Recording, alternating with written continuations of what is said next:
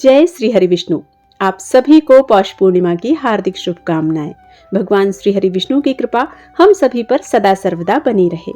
आज की वीडियो में आप सुनने जा रहे हैं पौष पूर्णिमा व्रत की कथा। वीडियो में आप अंत तक बने रहें। वीडियो पसंद आता है तो वीडियो को लाइक करके चैनल को सब्सक्राइब करना बिल्कुल ना भूलें। आइए अब सुनते हैं पौष पूर्णिमा व्रत की कथा।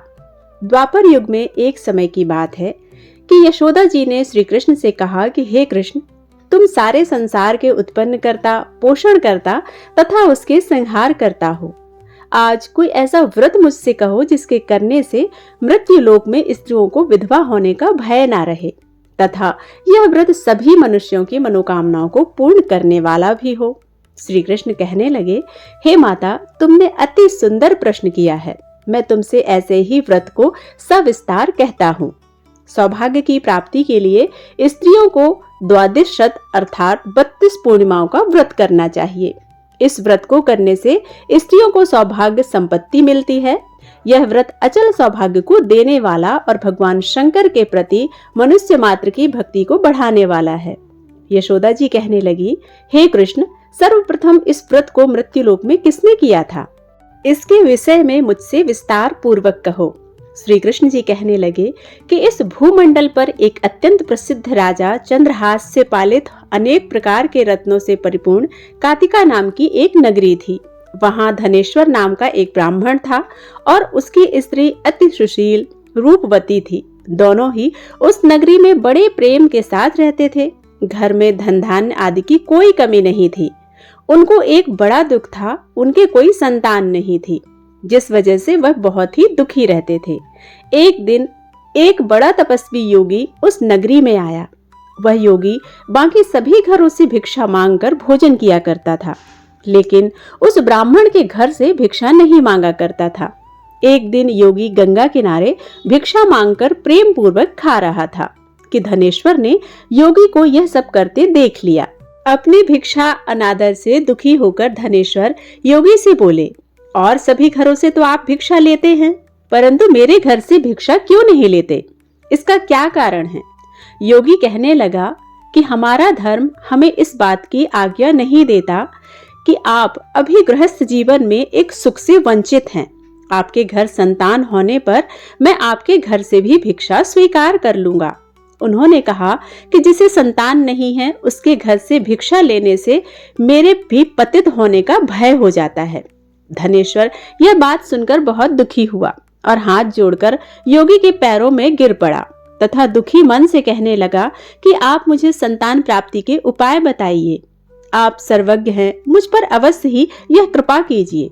धन की मेरे घर में कोई कमी नहीं है, लेकिन मैं संतान न होने के कारण अत्यंत दुखी हूँ। आप मेरे इस दुख का हरण कीजिए। यह सुनकर योगी कहने लगे, तुम चंडी की आराधना करो। घर पहुंचकर उन्होंने यह सारी बात अपनी पत्नी को बताई और खुद वन में चले गए। वन में पहुंचकर उसने चंडी की आराधना और उपवास किया। चंडी ने 16 दिन उसको सपने में दर्शन दिए और कहा कि हे धनेश्वर, जा तेरे पुत्र होगा, लेकिन उसकी आयु सिर्फ 16 वर्ष होगी। 16 वर्ष की आयु में ही उसकी मृत्यु हो जाएगी। अगर तुम दोनों स्त्री और पुरुष 32 पूर्णिमाओं को व्रत करोगे तो यह दीर्घायु हो जाएगा।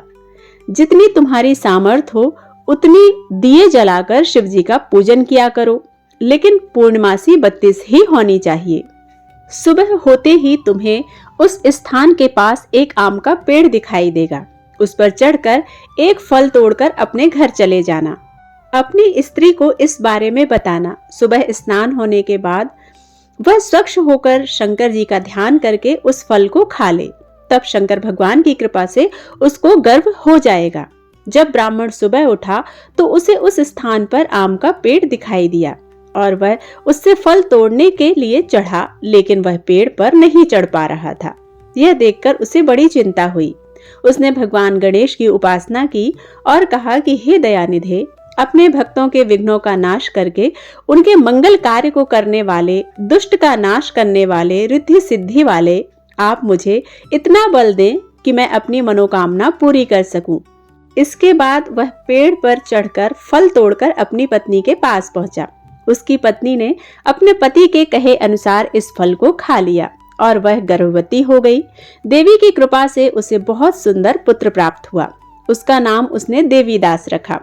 माता पिता के हर्ष और शोक के साथ वह बालक बढ़ने लगा। भगवान की कृपा से बालक बहुत ही सुंदर था, सुशील और पढ़ाई लिखाई में भी बहुत ही निपुण था। दुर्गा जी के कथानुसार उसकी माता ने 32 पूर्णिमासी का व्रत रखा। जैसे ही 16वां वर्ष हुआ, दोनों पति पत्नी बहुत दुखी हुए, कहीं उनके पुत्र की मृत्यु ना हो जाए। उन्होंने सोचा कि अगर उनके सामने यह सब कुछ हुआ तो वह कैसे देख पाएंगे। तभी उन्होंने देवीदास के मामा को बुलाया और 1 वर्ष के लिए देवीदास को काशी में पढ़ने के लिए भेज दिया। 1 वर्ष के बाद उसे वापस लेकर आ जाना। देवीदास अपने मामा के साथ एक घोड़े पर सवार होकर चल दिया। उसके मामा को भी इस बात का पता नहीं था। दोनों पति पत्नी श्रद्धा के साथ 32 पूर्णिमासी का व्रत करने लगे। दूसरी तरफ मामा और भांजा दोनों रात गुजारने के लिए रास्ते में एक गांव में रुके। उस दिन उस गांव में ब्राह्मण की कन्या का विवाह होने वाला था। जिस धर्मशाला में वर और बारात के बाकी लोग रुके हुए थे, उसी धर्मशाला में देवीदास और उनका मामा ठहर गए। उधर कन्या को तेल आदि चढ़ने के बाद जब लग्न का समय आया तो वर की तबीयत खराब हो गई। वर के पिता ने अपने परिवार वालों से विचार विमर्श करके कहा कि यह देवीदास मेरे पुत्र जैसा ही है, मैं इसके साथ लग्न करा दूंगा और बाद में बाकी सारे काम मेरे बेटे के साथ पूरे हो जाएंगे। ऐसा कहने के बाद वर के पिता देवीदास को मांगने के लिए उसके मामा के पास गए और उन्होंने सारी बात बताई। मामा ने कहा कि कन्यादान में जो भी कुछ मिलेगा वो वे हमें दे दे। वर के पिता ने बात स्वीकार कर ली। इसके बाद देवीदास का विवाह कन्या के साथ संपन्न हो गया। इसके बाद वह अपनी पत्नी के साथ भोजन न कर सका और मन में विचार करने लगा कि ना जाने यह किसकी पत्नी होगी। यह सोच विचार कर उसकी आंखों से आंसू आ गए। तब वधू ने पूछा कि क्या बात है, आप उदास क्यों हैं? तब उसने सारी बातें पत्नी को बता दी। तब कन्या कहने लगी कि यह विवाह वेदों के विपरीत है। आप ही मेरे पति हैं, मैं आपकी ही पत्नी रहूंगी, किसी अन्य की कभी नहीं। तब देवीदास ने कहा कि ऐसा मत करिए, क्योंकि मेरी आयु बहुत कम है, मेरे बाद आपका क्या होगा। लेकिन उसकी पत्नी नहीं मानी और बोली, स्वामी आप भोजन कीजिए। दोनों रात में सोने के लिए चले गए। सुबह देवीदास ने पत्नी को 4 नगों से जड़ी एक अंगूठी दी और एक रुमाल दिया और बोला कि हे प्रिय, इसे लो और संकेत समझकर स्थिर चित हो जाओ। मेरे मरण और जीवन जानने के लिए एक पुष्प वाटिका बना लो, उसमें सुगंध वाली एक नव मल्लिका लगा लो, उसको प्रतिदिन जल से सींचा करो और आनंद के साथ खेलो कूदो। जिस समय और जिस दिन मेरा प्राणांत होगा उस दिन यह फूल सूख जाएंगे। जब यह फिर से हरे हो जाएं तो जान लेना कि मैं जीवित हूँ। यह समझाकर वह वहां से चला गया। इसके बाद जब वर और बाकी बाराती मंडप में आए तो कन्या ने उसे देखकर कहा कि ये मेरे पति नहीं हैं। मेरे पति वह हैं जिनके साथ रात में मेरा विवाह हुआ है। इनके साथ मेरा विवाह नहीं हुआ है। अगर यह वही हैं तो यह बताइए कि मैंने इन्हें क्या दिया है। साथ ही कन्यादान के समय जो आभूषण मिले उन्हें दिखाइए। कन्या की ये सारी बातें सुनकर वह कहने लगा कि मैं यह सब नहीं जानता। इसके बाद सारे बाराती भी अपमानित होकर वहां से लौट गए।